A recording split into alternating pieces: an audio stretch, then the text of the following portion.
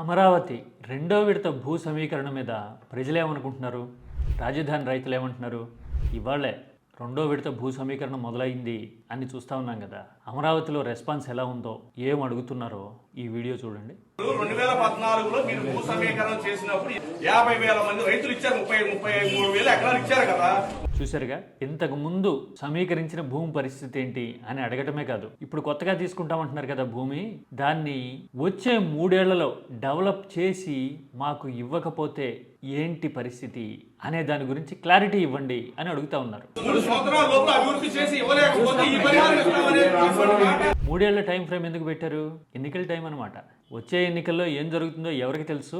ఈ లోపలే డెవలప్ చేసి ఇస్తాము అని చెప్పగలరా? ఇంతకు ముందు అలా చేయలేకపోయారు కదా ఇంత తక్కువ టైంలో, మరి ఇప్పుడు మాత్రం మీకు భూములు ఎందుకు ఇవ్వాలి అని వాళ్ళ ఉద్దేశం. మీరేమంటారు? వచ్చే ఎన్నికల్లో ఏం జరుగుతుందో తెలియదు అన్నట్టుగా అమరావతి రైతులు రెండో విడత భూ సమీకరణ మీద మాట్లాడడాన్ని ఎలా అర్థం చేసుకోవాలి? Any thoughts?